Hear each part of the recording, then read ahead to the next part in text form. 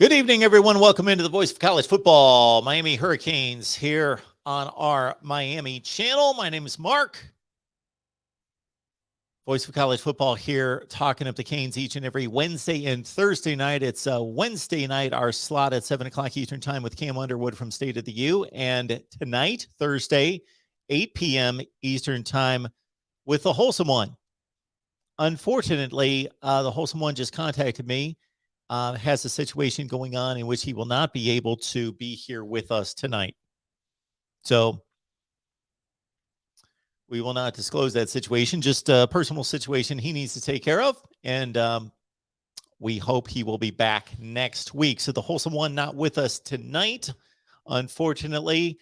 I will hang on the line if you would like to pose any comments or questions, or certainly right there in the live chat with your fellow Hurricanes fans, you guys who join us on a regular basis here at the Voice of College Football. Understand my knowledge level of Miami football. I watch you guys play about 8 or 9 games a year. I know the personnel to a certain extent, but nowhere in the vicinity of the Wholesome One or Cam when it comes to Miami football. But in regards to my evaluation of college football, I am here to talk Miami and the ACC and whatever you've got for us. Maybe in these situations, we should open up the phone lines. I'll see if you guys have any interest in us opening up the phone lines here at the Voice of College Football. But I do appreciate everybody being here tonight. And let's see what you got here. Beast Mode's here. Next 6 days going to be good. If you have yet to catch up with the live stream from last night, we had, of course, Cam Underwood on last night, breaking down the recruiting as we head up toward National Signing Day on February 2nd, next Wednesday night. Orion, good to see you, as well as Lee, Mr. HD, and otherwise, Shamar Stewart, number 1 target there. Travis, good to see you as well.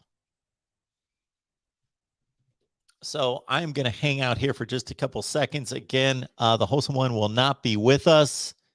Let me know if you would like me to fire up the phone lines, and I will take your calls, and you can express yourself, comments and questions for me, or just your take on recruiting or otherwise here at the Voice of College Football. We got Tyson here. Tyson Tracy. Mark, I'm super excited to see that game versus Texas A&M as a measuring stick of where Miami is versus top competition in Cristobal's first season. Absolutely. So in the 2020, the COVID season, what I thought there was that Miami upgraded. They upgraded from what we saw in Manny Diaz's first year at 6-7, but there were really what turned out to be 3 key games where Miami needed to show where they were versus a reasonable measuring stick. So the Clemson game was too much. The Clemson game was the 2020 version of the Alabama game of 21. It really, I said this all off season last year. All off season leading into 2021, I said, now if Miami can hang with Alabama, and of course, if they beat Alabama, that's a whole other level. But if they can hang with Alabama, that's going to tell me something. I'm going to be able to evaluate that. But if they go out there and they're not competitive, then I'm going to tell you what I said the entire offseason leading into that game, and that's that I did not want Miami playing Alabama. I wanted Miami to play a like school. I wanted them to play a team that maybe was at their level or a little bit above to see what kind of progress they had made. I wanted to see them play Penn State. I wanted to see them, and it's funny right now, I don't know which ones of you were making fun of me during the offseason when I was saying Michigan was better than Miami. And you were, I had a number of people laughing at me because Michigan went 2-4 in all of a 6-game schedule. But I said over and over and over that Michigan was better than Miami. Anyway, the point being that there are measuring stick games, And the ones for that season was the Clemson game. All right, off their radar. Clemson was too good for Miami. But the North Carolina game, by all measurements, that should have been a challenging game and a competitive game between North Carolina and Miami for the division champion. Well, there was no division, of course, in play in the ACC in 2020. But then Miami did not pass that test. They got obliterated. And it surprised me. And then Oklahoma State being a like level team, again, Miami did not pass the test 3 times against quality opponents in 2020. They did go on the road against North Carolina State, a pretty good team, and won that game when De'Ara King had a big night. Then in 2021, again, the Alabama game was not a good measuring stick, just out of Miami's class. Didn't perform well. Michigan State turned out to be a better measuring stick than we thought going in. That Michigan State turned out to be a much better team, a top 10 team in the nation. And so Miami had actually 2 good measuring stick games in the ACC, and they performed well. They beat Pitt, turned out to be the ACC champions. They beat North Carolina State, turned out to be possibly the second best team. I think Clemson was, but the second or third or fourth best team in the conference. So to your point, Tyson Tracy, yes, Texas A&M will be an interesting game. What do I expect from Miami next year? I expect Miami to be the Coastal Division champions. I would anticipate that North Carolina is going to be a challenge.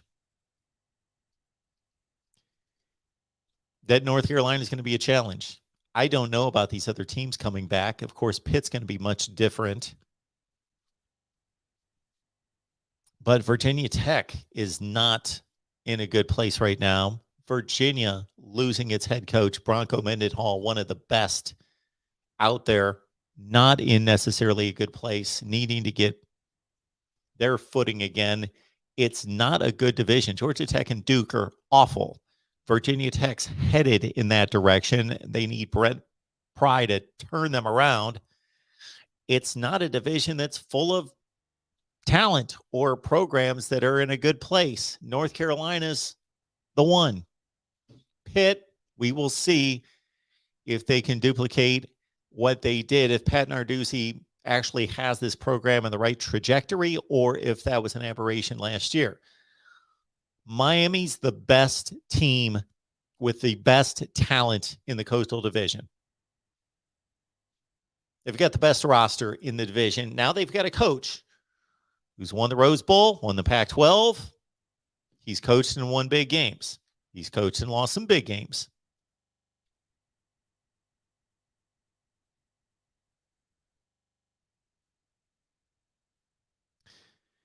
Beast Mode says that Coach Mario Cristobal got the Miami fans going crazy over the OC and the DC. I never checked so many times to see if it's been announced. Still waiting.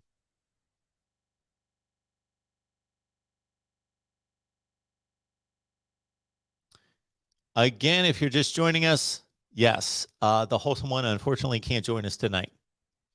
Tyson, hopefully Mark, with Cristobal's business, no-nonsense approach, Miami cuts the trend of playing down 2 teams and plays to a standard regardless of competition. Yes.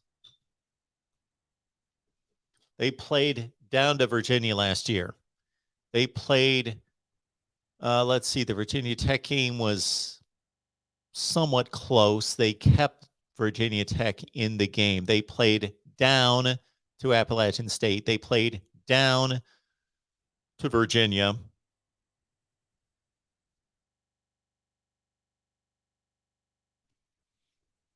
Who else did they lose to in conference? They played down to Georgia Tech, even though they won that game, but they lost to North Carolina. They lost to Virginia, and they lost to, of course, Florida State. Shouldn't have lost to Florida State. Miami was the better team than Florida State, but lost the game. Yeah, that's been going on for 15 years, playing down to the competition. When you look at the competition this year,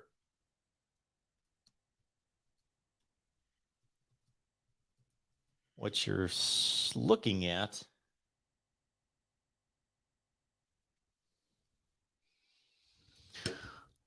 Who's above Miami's level? Who's on Miami's level? Who's below Miami's level? Bethune-Cookman, obviously, below. Southern Miss, obviously, below. They're not even a good group of 5, 3-9 last year. Texas A&M, above Miami's level. Not that Miami could not go to Texas A&M and win that game, but they shouldn't. Texas A&M, the program's further along, better developed, better roster, better talent, but not by much. Middle Tennessee State at Clemson. So Miami could be 3-2 and 0-1 in the ACC. Then Georgia Tech, Duke, Florida State, all 3 of those teams and programs are not on Miami's level. North Carolina is. That's pretty much a same tier game. Pitt, for now, same tier game. Virginia, I'm going to say, even though Virginia was roughly as good as Miami last year, they went 6-6 and they beat Miami and have Brendan Armstrong back at quarterback. I'm going to say slightly lower than Miami, and Virginia Tech below Miami. Not that they can't lose those games, but if Miami holds serve, beats who they should beat, lose to who they should lose, they go no worse than 9-3. They go no worse than 9-3. But we've said that over and over and over and over. They lose to Texas A&M. They lose to Clemson. Both of those games on the road. And the North Carolina game should be toss-up. And the other games should be wins. And that's not even giving Miami a win against somebody that they should not beat. And if you're building a program and you're climbing the mountain, after you take care of business and start always beating the teams you're supposed to beat, then when does the moment come for Mario Cristobal when they beat someone that they're not supposed to beat? Texas A&M on the road, Clemson on the road. Those are the 2 games right there. Win one of those games. It may not come this year, but in year 2, by year 2, if he's got this program on the right trajectory, they should have one of those games. When is the last time Miami beat a team better than them? Probably 2017 against Notre Dame. And they weren't significantly better. They were about the same. Those 2 teams were comparable. So I wouldn't even say that. When is the last time Miami beat a team better than them? You guys could answer that better than I could. I'd have to go through each schedule through the entire season.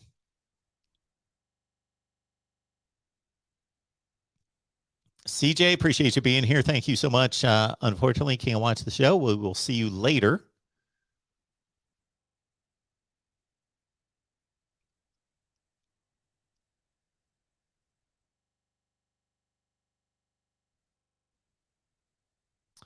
Travis, I can give you an early outlook on the ACC, but we are so far away from play of the ACC. This is what I'll say. Clemson, everybody went crazy. Clemson's down. They're done. They're no longer elite. Hang on. Hang on. Clemson's defense is going to be crazy good. They are loaded. They need to figure out the quarterback play. They need to figure out the offensive line. But Clemson is the best team in the conference still. Okay. Other than that, we have the same smattering of 6-6 to 8-4 teams that we've had for the last 5 or 6 years. Louisville, Wake Forest, NC State. Look out for them. Devin Leary's back. A lot of talent back on defense. playmakers back. They lose their left tackle, who's one of the best in the business and probably a top 15 pick in the NFL draft. But NC State's, they are the 2 seed, in my opinion, right now, going into 2022. Clemson, NC State, then Miami and North Carolina are right there. And then it's a mishmash of a lot of teams. And maybe Wake Forest with Sam Hartman back. But I think that they benefited from the schedule and played a little over their heads, and the defense is still pretty bad there at Wake Forest. But this conference is full of 7-5 teams. You know what I mean? I don't mean everybody's going to go 7-5, but I mean that's kind of the bar. Like you take out about 2 bottom dwellers like Georgia Tech, Duke, even Syracuse. Shoot, Syracuse had 3. This is how even the ACC is. Syracuse was one of the worst teams in the conference. On 3 consecutive weekends, they played to the last play of the game against Clemson, Wake Forest, and Florida State. So Clemson, NC State, Miami and North Carolina, then a bunch of teams, Wake, Louisville, possibly Boston College, Pitt, and at the bottom, Georgia Tech, Duke, and Virginia Tech maybe having some issues before they reset and come back.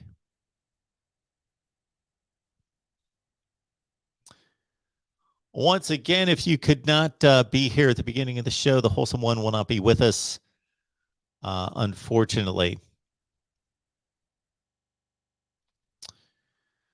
Come on, man. Clemson is done. Okay, let's wait and see.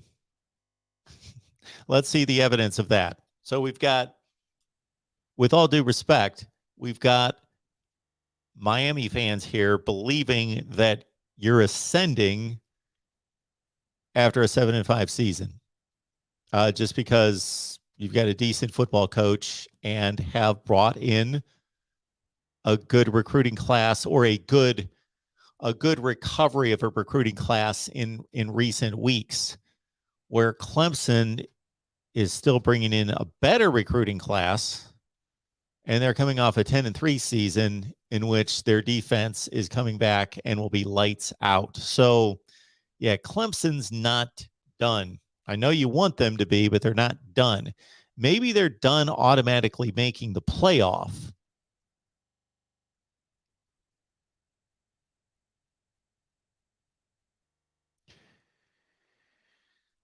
Santa. Good to see Santa off season. Your top 10 teams in college football next year. No bias, please. Every single Miami podcast I watch, they are all pretty biased. Well, we are not biased here, the Voice of College Football. So let me back up by saying everybody's biased to a certain degree. You cannot shed your bias, because we all have different experiences and different outlooks and different backgrounds and experiences. So we're going to be biased. But our aim here at the Voice of College Football is to be as neutral as possible. Top 10 teams in college football coming up this next year. Keep in mind that last season, after the national championship game, I did have Georgia number 1 in my way too early top 25. Okay, there's 3 teams at the top, definitely. Alabama, Georgia, Ohio State. Notre Dame's going to be in the top 10.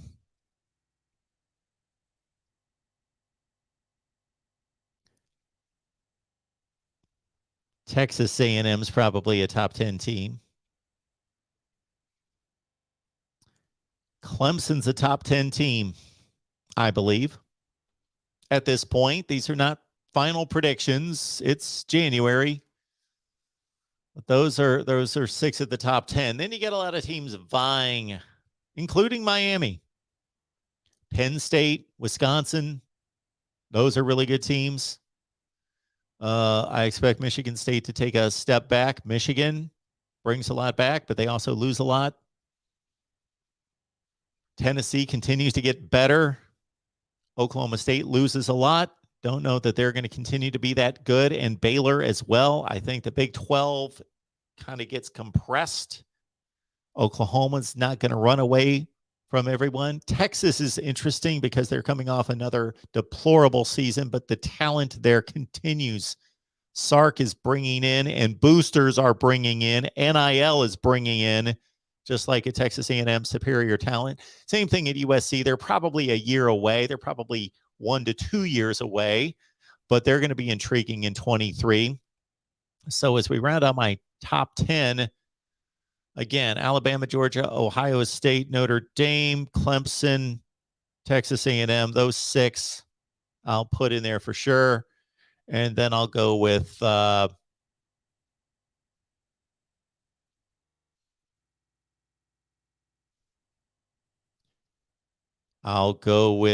Oklahoma, maybe Oregon, maybe Miami, maybe Penn State, Wisconsin. I like Wisconsin to a certain extent, even though they lose a lot on defense there. Kentucky will continue to be good.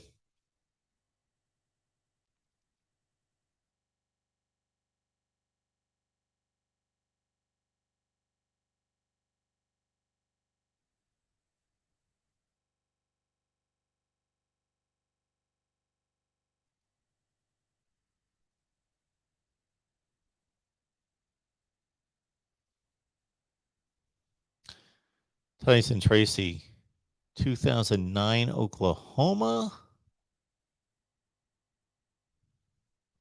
2000 Florida State game.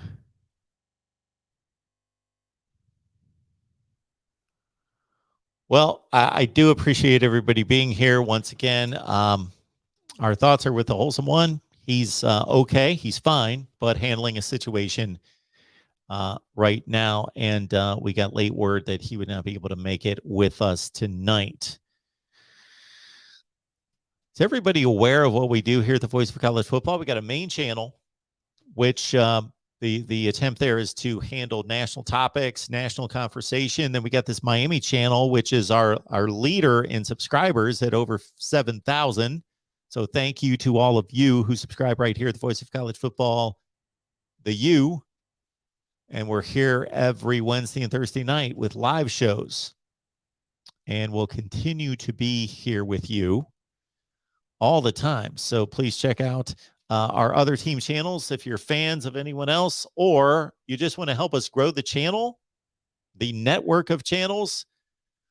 I know this is asking a lot, Miami fans. I know this is asking way, way, way, way too much of you, but our next channel that is coming up on 1,000 subscribers, it's not Florida State. They're past 1,000. It's not Florida. So I'm not going to ask you to support Florida or Florida State, but it's almost as bad. It's almost as bad. If you can find it in your heart, if you can just dig down deep and find it in your heart somewhere to support the Voice of College Football and subscribe to the Golden Domers, our Notre Dame channel. And then once we get safely over 1,000 subs, that's a key metric with YouTube. Key metric in building a channel to get to 1,000 subs. If you can get us to 1,000 subs, then you can unsubscribe, shake your hands and wash your hands and be done with Notre Dame. If you can find it in your heart, just look up Voice of College Football Notre Dame. Can't do it. Can't do it. Can't do it. No way. Man. Whoa. There we go. I was going to say, man, I've got less support here than I thought I did. And I truly thought that you guys, by supporting inadvertently, by supporting the Notre Dame channel, you know what you're doing? You're helping us keep this alive because actually these channels have to create revenue so I can keep lights on and feed myself and others and all of that. So we want to be here like next year and the year after and the year after with Miami Football Talk and with all my other channels. I know you only care about the Miami Football Talk, but it's all interwoven. It all comes together. Unless we can build a Miami channel that is just so lucrative that it makes me $1 million. But that's a D underscore and a bunch of letters and numbers after that. We appreciate that. Thank you so much, Demetrius. And again, we apologize that our Miami conversation is not what you are used to with the expertise from the Wholesome One. The Wholesome One is okay, but not able to join us tonight. As Canes fan 352 says, Mark, that's the hardest New Year's resolution to date. Ray, appreciate you being here. All in. Football is life, and you're good at this, sir. Well, thank you. I appreciate that.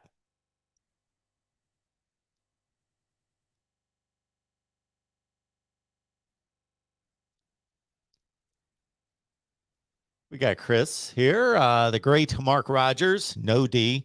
How you doing, Canes Nation? Go Canes. What's up, Mark?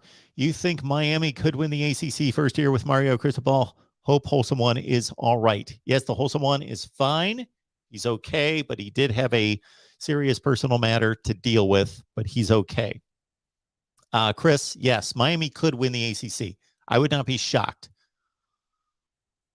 With the team that Mario Cristobal, and I'm not expecting miracles. We just went through the schedule. If you didn't catch it, we went through the schedule to basically divide the teams and the programs that are above Miami, which are 2 on the schedule: Clemson, Texas A&M, same level, North Carolina,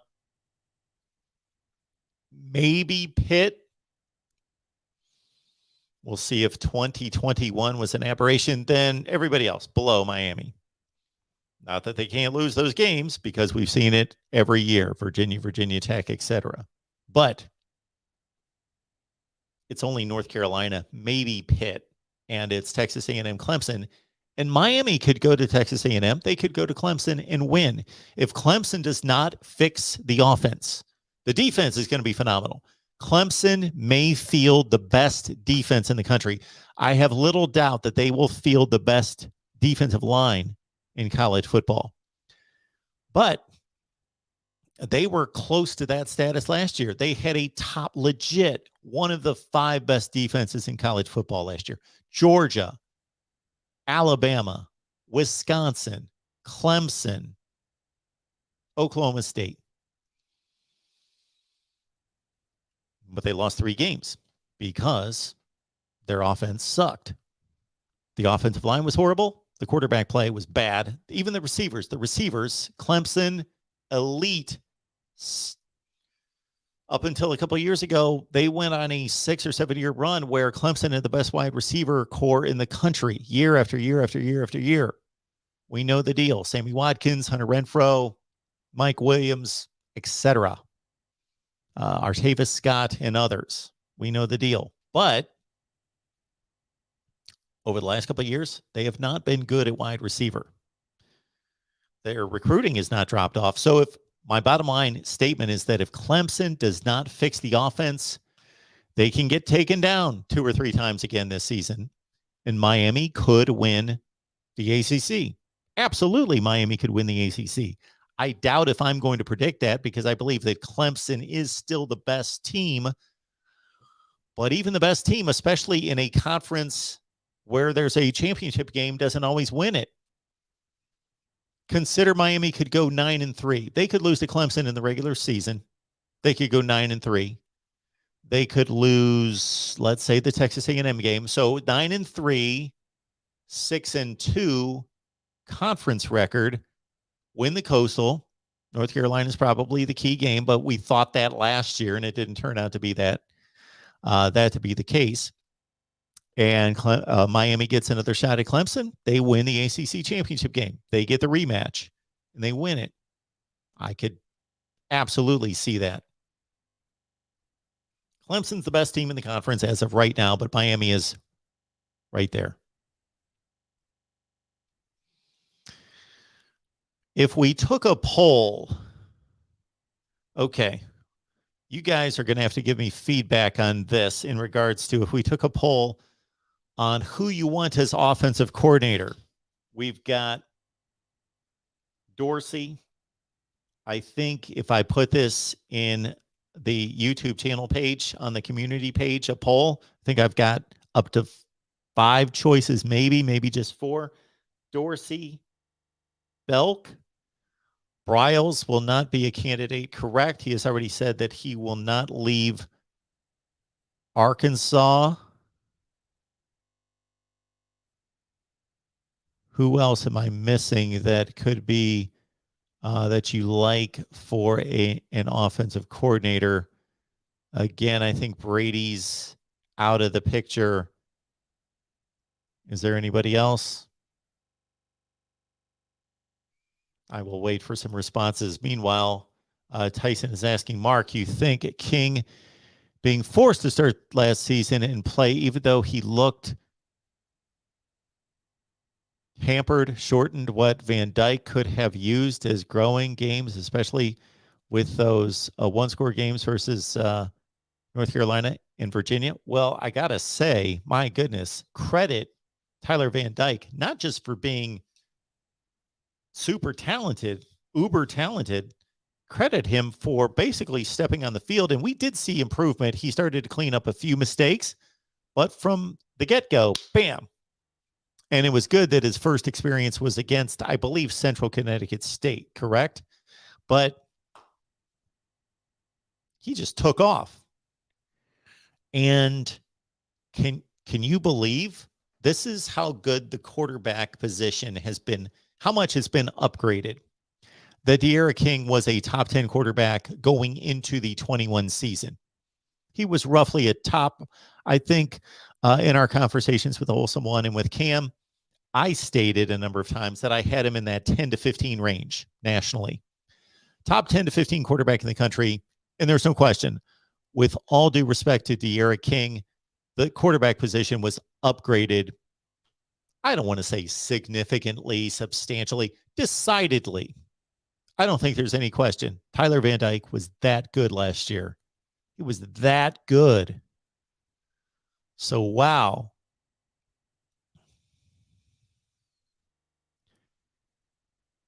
If he just improves, he doesn't have to be a Heisman. Well, maybe he could be a Heisman candidate. What were his numbers last year? They were phenomenal. And to watch him play, certainly back to that up. I apologize if you can hear that phone coming through there. Shut that off. There we go. But yeah, Van Dyke, if he plays, if he gets prepped as the starter the entire offseason,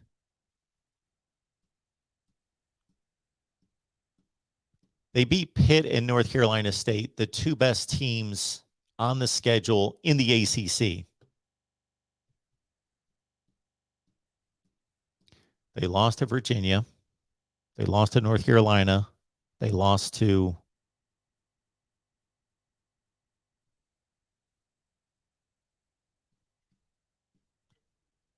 They lost 3 ACC games, correct? Virginia, North Carolina. Who else did they play in the Atlantic? Florida State, obviously.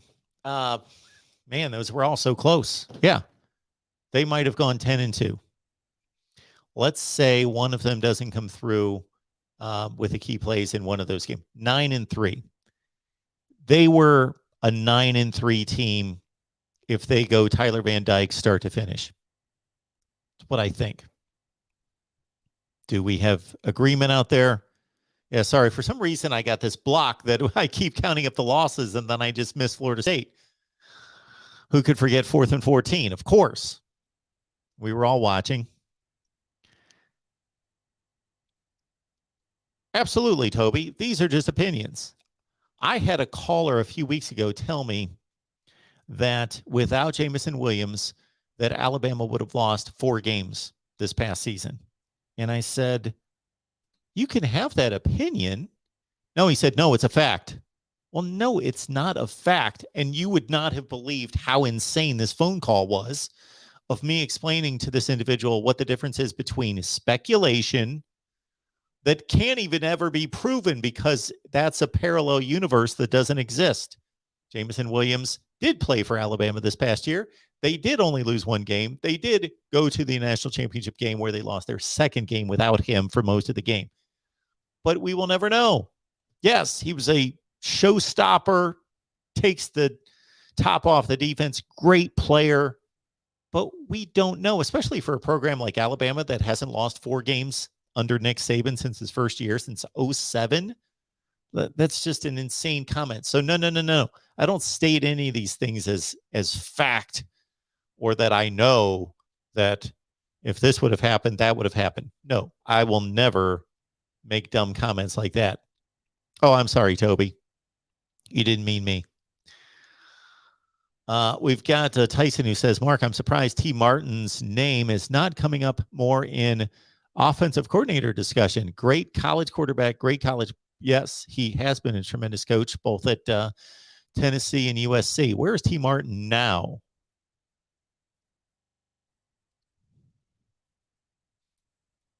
So do you want me to put T. Martin in the poll for offensive coordinator? I've got Belk, Dorsey. Hang on just a second.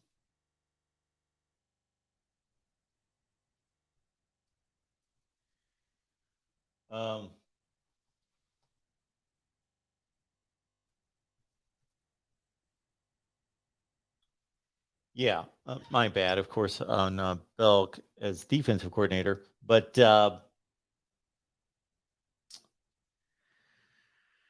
as offensive coordinator, we've got 2 candidates there, Dorsey, Martin, who else? Andy Ludwig. I don't think I've heard his name bantied about. Cohen, yes, I have. If we run a poll, we've got 5. Is there anybody that I should put in there besides those 2? Because we can only go with the we can only go Ponce. We can only go with 5, I think, as many as we could put in a poll. The Baltimore wide receiver coach. I know when I see his name, I'm going to know it.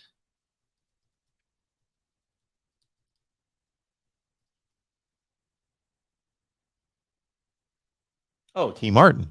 That's where T. Martin went. He was with USC and Tennessee. So he's moved on to the Baltimore Ravens as wide receiver coach. Okay. Interesting. Okay. I didn't know where T. Martin went.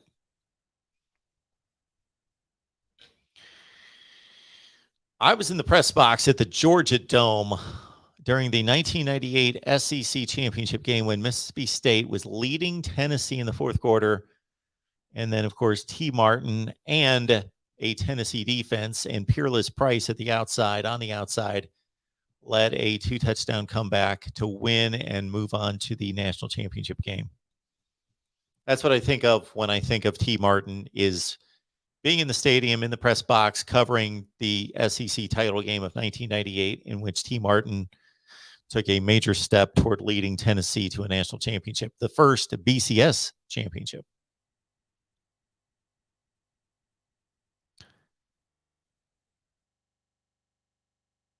Zach Kitley. Yeah. Brady. Well, I can't add all these people because they only give me like 1 spot. Or I'm sorry, 5 spots.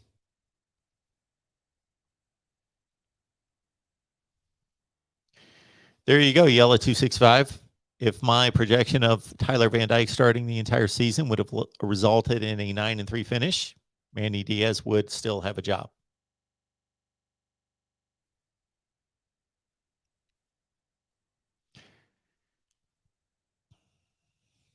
Toby, in order, likes Dorsey 1, Kitley 2, Brady 3, and Ponce 4. We talked a lot about Jack Pyburn last night with Cam Underwood. State of the U was supposed to commit to either Auburn or Miami earlier today and never did. But in 15 minutes is joining a Miami podcast. You think he commits there or another day? I'm thinking heavy Auburn lean is what I thought, but with joining the Miami podcast, that could be a good sign. All right, folks, we're going to shut it down here at the Voice of College Football. I appreciate everybody being here. And again, a bit of a compromise show without the wholesome one tonight, but I appreciate everybody keeping me company. It was great to talk to all of you. What we need to do sometime is do a call-in show. Would you guys like to have a call-in show? And you guys can air your takes, your comments, your questions on Miami football directly for me. We do call-in shows, if you're not aware of, on a regular basis here at the Voice of College Football, but over on the main channel, we did a live stream today at noon Eastern time talking about the Big Ten primarily, but everybody has all sorts of comments and questions concerning college football all over the place. So we appreciate all of you being here right here at the Voice of College Football. We will see you next time. Again, it's Wednesday with Cam at 7 Eastern time. The wholesome one at 8 o'clock, God willing, next Thursday night, 8 o'clock Eastern time. You guys have a great night. We'll see you.